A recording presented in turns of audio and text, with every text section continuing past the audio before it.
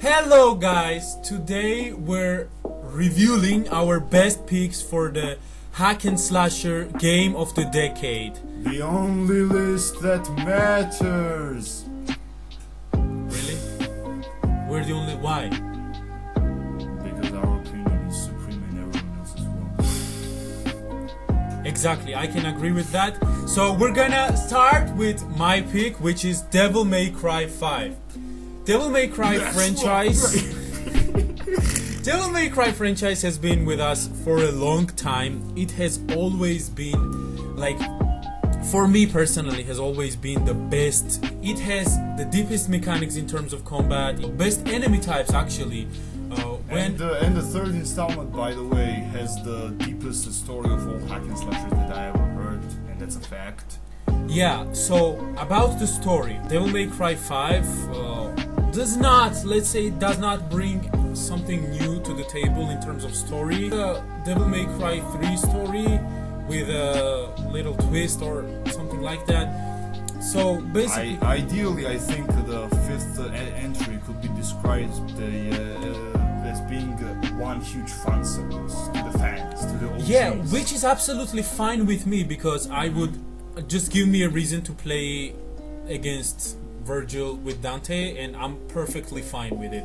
So as long as I have that, I'm perfectly fine, and I know that most of the Devil May Cry fans are too.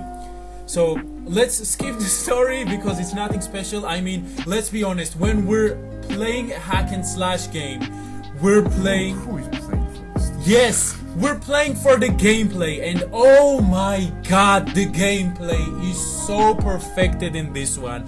I have not seen any gameplay so developed from the previous game. It's like the movement of the characters, they all feel so satisfying. Even like let's take Nero.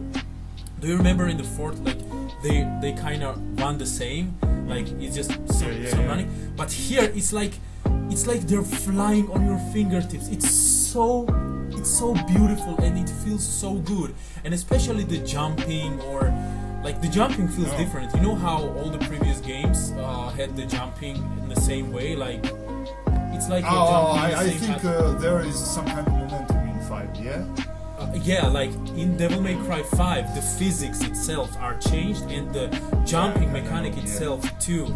So it's so good. Now let's get into the gameplay. We have 3 characters, Dante as always, Nero, and the new character V, which is unpopular opinion here, but let's say V is not that bad as everyone thinks he is, because I actually enjoyed playing as him. Like, you know, V reminds me of Itachi from Naruto. Okay? That is the playstyle. No, for real. That is the playstyle that V has. You know, like you keeping distance, like you're not putting that much effort in the fighting, but you're still putting. Like, that's why he's amazing. Like, well, let's say he's not amazing as a character, but you know, I mean, he's not even a character when you think about it, when you see the story and complete the story. Yeah, spoiler alert, he's just a part of Virgil, like human part of Virgil, which for some reason enjoys reading edgy poetry. Yes, actually that reading edgy poetry gives you more power, and you have these familiars which are basically doing the combat in behalf of you. Which I can roll with it because it's fine. Like when you level up, let's call it level up, like when you rank up your style. When you basically go Super Saiyan and shit. Right? Yeah, like you can spawn a golem. You have this jaguar, and you have that. I think it's eagle. I don't really know what that is, but either way, it feels good. Now let's move to the interesting part. Dante. This party's getting crazy. Is absolutely the only thing that matters about DMC. Absolutely the best in this game. He is so more homeless than ever, baby. Now, what can we say about Dante's combat? You have a bike with a chainsaw. Can we ask for more? And by the way, one of my favorite weapons in this game was nunchucks. Nunchucks, motherfucker. Yeah, so I mean, I wanted like when I saw different kind of like fire nunchucks, ice nunchucks, element nunchucks, basically. I like when I saw it. Oh my god, I was crying, man. I was so happy.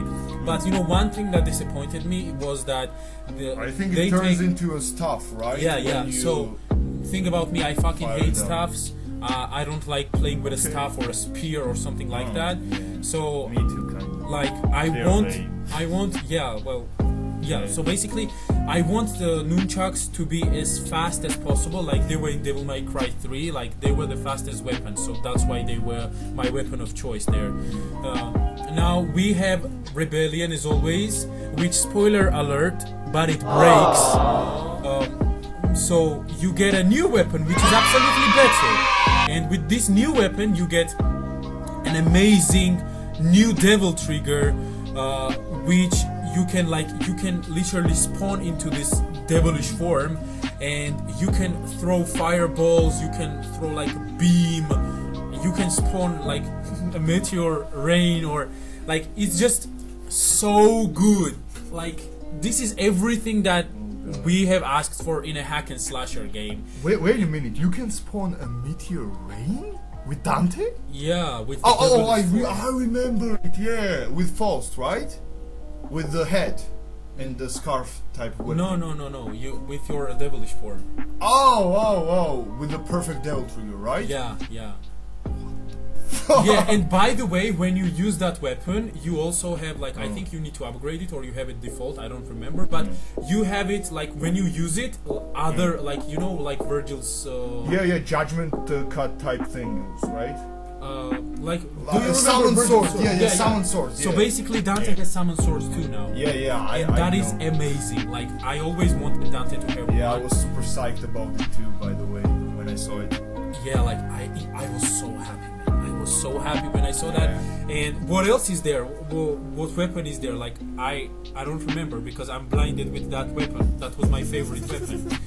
So let's move to the Nero. Nero actually has the biggest upgrade in this one. He is like I don't want to say it, but he's kind of he's taken like the main character of the. Yeah, I mean, by the point of this, it's just a fact, you know, just a fact we have to live with. Like one thing I don't like about this Devil May Cry franchise itself, that it pushes Nero to be the character of the Devil May Cry. It's like Dante is gonna die soon, and you're gonna use Nero for the rest of the game. He may never be as good as He will never be as good as Dante. Like everyone loves Dante's attitude, everyone loves his coolness, but Nero is just like his character is just a whiny little twat. I don't like it. Yeah. I don't know, man. Like, but either way, his gameplay improvement. He's like a soap opera, the character. The like overly dramatic, overly like takes everything to heart, and he's a little bit late to his toast and they are cold and he cries about it type of person. Okay, you know? man. I know you hate Nero, but like the way he plays. I know. It's just I amazing. kind of agree that the playable part of Nero is better. Better, yeah. It's So good. basically, he has different kind of arms because his arm was stolen. Bruh. I can't deal with that. Like, who thought of this? I honestly, like, Virgil will steal Nero's arm and. I just imagine that like when they're discussing the story and someone puts it up like that Virgil is steering Nero's arm and then uses it to summon the Yamato, and which kind of makes sense because Yamato is basically Yeah, in his hand. glued to his arm and stuff like this. But literally, like, when he stole his arm, it was so anticlimactic. So basically, he has improvements in gameplay in terms of his arm. He has different kind of arms, which Kratos' little girl provides. Actually, she is one of the best Devil May Cry characters that ever existed. She has that perfect attitude in Devil May Cry, you know, that Dante has. Like, she's cool, she doesn't give a shit about anything, and like, you know, she's perfect. Nico is perfect. Nico is big, yeah. I would rather have her as our new main character. Actually, that would be so cool if you could control her. Like, and if Nero was the merch. but you know what makes Nero the perfect and the most amazing part of Nero is his devil trigger. His new devil trigger is absolutely amazing. He, like, I can't even describe how awesomely he plays with his devil trigger, and the fact that I actually, in the fourth one, I have to say this, I preferred Nero to Dante. Oh, hell no! The arm thing, when it was revealed, the arm thing, like, oh my god. And to this day, I love his arm gameplay. Like, it's so special to me. It has been, by that time, before I fell in love with Devil May Cry 3's combat, because I have not, legit, I didn't fall in love with it because I have not experienced it fully. I was just playing with the Rebellion on my first playthrough, and that was it. So basically, I was in love with the fourth one, I'm and in love with the fourth one. yeah, the fourth Devil May Cry was the go-to game for me. On every PC I owned throughout the years, I had that game saved, and I completed it on possibly on almost every difficulty. Of course, not the hardest difficulties, because back then I had a life. You're So not masochist like me. no, I actually had a life back in the days. So basically, It was good. yeah, good times. I miss the childhood. So yeah, let's stop talking about Nero's arm. Nero's arm. Either way, it's super amazing, and the game itself, it can be played with all kinds of styles. It can be played with all kinds of weapons, and it's all up to you how you deal with the game, with the bosses of the game, and their secret endings, and it's everything that a hack and slasher fan can ask for. Capcom is on the top this year. I hope they will continue in the same spirit. I love Capcom. Capcom's games are actually one of my favorite franchises of all time. By the way, 90. So Capcom, props to you. I love you. Please make more Devil May Cry games, more Resident Evil games, and Give the fans what they want, goddammit. yes, and they actually gave, this is the company that actually gave fans what they wanted. So with this review, I'm gonna finish, and we're gonna move to my friend's pick, which is Ninja Gaiden 3, baby! I feel like in all of those lists I'm gonna play the hipster party. No, because when I looked at my picks from for games of the decade, I realized that none of them were like well-known games. I mean, Ninja Gaiden is Yeah. pretty well-known game, to be honest. Yeah, and that really brilliantly segues into the thing that why I was interested in Ninja Gaiden for the first place. Because I'm really that like a hardcore type of dude when it comes to gaming. Since I beat Dark Souls, I couldn't come back. I wanted that rush of adrenaline, you know. And Yeah, you wanted that hardcore, you know? yeah. And You're like a dude who almost- listens to death metal in terms of games. hardcore will never die. I swear you're literally that guy. So Yeah, continue. kinda, yeah. And I remember when I was like beating Bayonetta, which sounds like a family episode. Yeah. Beating by yeah. Yeah, when I beat Bayonetta, I was super into it, and by the way, it nearly made my hack and slasher of the decade. But then I discovered, you know, the Ninja Gaiden and the notorious kind of legacy it carried, you know? Like everyone said it was so hard and it was so amazing. It was like the Dark Souls of hack and slashers before the Dark Souls even became a thing. Yeah, you gotta know? give props to Yeah. Ninja Gaiden, because it made some part, like it kind of put a part in creating a hack and slasher genre. Yeah, it put a huge part in that, Yeah. and for a good reason. And Ninja Gaiden's almost all games are super dope and super revered as one of the most hardcore games on the market, like ever, you know. And that's legacy that Ninja Gaiden proudly carries on its sleeve, you know. know. And I remember vividly this first time when I pre-ordered, not pre-ordered, but bought Ninja Gaiden game, and bought it to home. And then I read this description, the only reason to own the PS3 or some kind of bold statement like this. Yeah, that's pretty controversial. I mean, yeah, I was super hyped for that game and stuff like that, but I remember just laughing my ass off when I first read the it. Funny joke here, the real reason we bought PlayStation 3 back in the days was the Sonic 06. We back in the time. I can already hear people with pitchfork coming for our souls. Back in the days, no one knew that it's gonna. We were turn stupid out, kids. We didn't know any better. No one knew that Sonic 06 was gonna turn out that bad. But Enough for Sonic 06. That's a story for another video, by the way. Oh yeah, totally agree. Oh, that makes such a good video, by the way. Okay, back to Ninja Gaiden.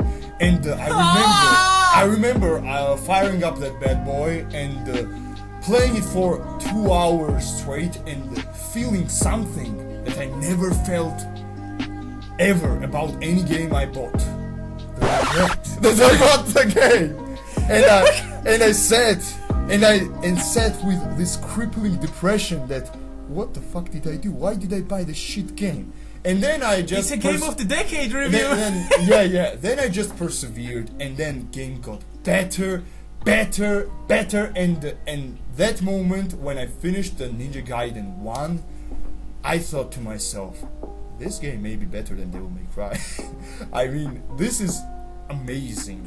And then I proceeded to Ninja Gaiden 2 is probably my favorite hack and slasher ever. It doesn't give a shit. Then I cut to the 3, no pun intended. And by the way, about 3, I need to say this one thing. It needs to be stressed enough. The 3, Ninja Gaiden 3 has 2 versions, a Razor's Edge and the vanilla version. And no matter what you do, don't buy the vanilla version. It sucks everything it can probably suck. Buy the Razor's Edge version because it's the game that it intended to be. And Ninja Gaiden 3, I'm not gonna talk about the story because I respect the game too much to disgrace it. Let's say so. The story is trash. Yeah, it's one of the most trashiest stories you can It's imagine. a basic revenge plot story. Yeah. Like a story of every Steven Seagal movie. And no offense. and the appeal of the game comes from the fact that it just doesn't give a shit about you. It just punches and pummels you to the no end. And the game has it's basically it's the fastest game I ever played. I remember the room is filled to the brim with enemies, and unlike Devil May Cry and Bayonetta and 2 of those games, I have nothing but utmost respect to those. But in those games, when you play as Bayonetta or Dante, the enemies are really, really slow for the most part, if you don't count Virgil and the other boss fights in Bayonetta, you know? But the enemies are really slow. Not a case in a Ninja Gaiden. Even if you hesitate for a split second, I just remember that if you block for 2 seconds straight, the enemy has the animation that it instantly grabs you. By the way, if you're standing still for 2 seconds straight with a block up, so it's a fighting game at the same time. The enemies have no remorse.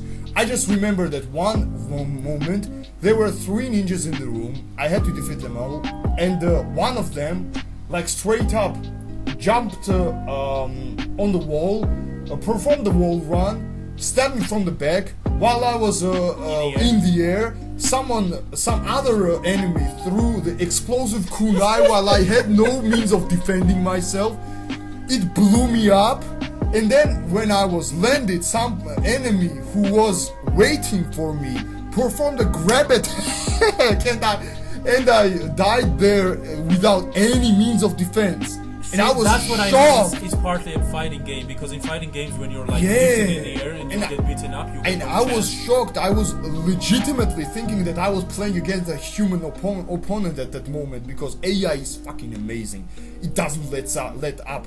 And the Ninja Gaiden has this visceral type of combat that which it is not like found in Devil May Cry or Bayonetta, because you have like this weird feeling when you're slashing someone, you're really cutting the meat, you know?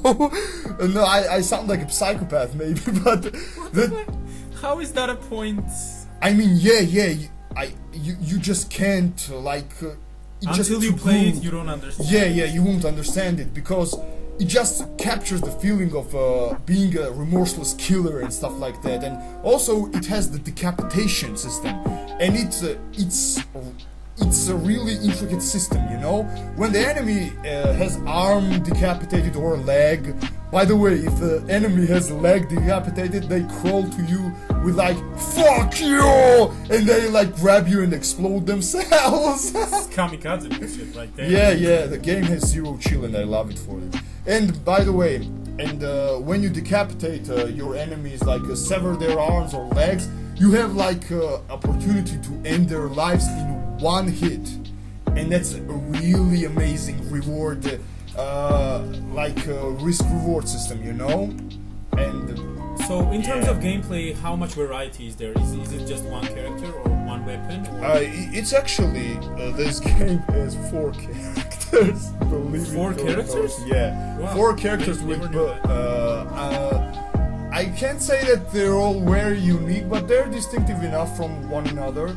And the like one, they're good for variety. Yeah, they're really good That for is what variety. matters. Yeah, and the thing I also really love about this game, which puts a massive replay value on it, it has this Bloody Palace type challenge tower type mode, you know, and where it gets progressively harder.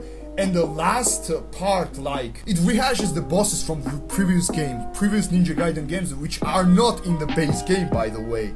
It throws the previous bosses at you, and you have to deal with them at once, you know? That is actually amazing. Yeah, like, I would love to defeat imagine these like bosses. Ornstein and Small, but there are different variations, and even like most hardcore variation of those has like 3 bosses at the same time, which you had to defeat one Now by that's one, hardcore. one by one in the previous game, and this game just throws them at you like it's nothing.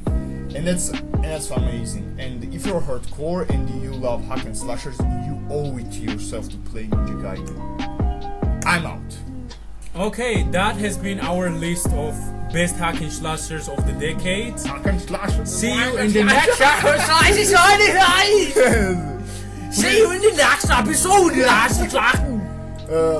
That has been our favorite fix for hack and slashers. Please like, subscribe, and let us know in the comments which are your picks for hack and slashers in this decade. This decade, yeah. We'll see you in the next video. See you guys. Bye.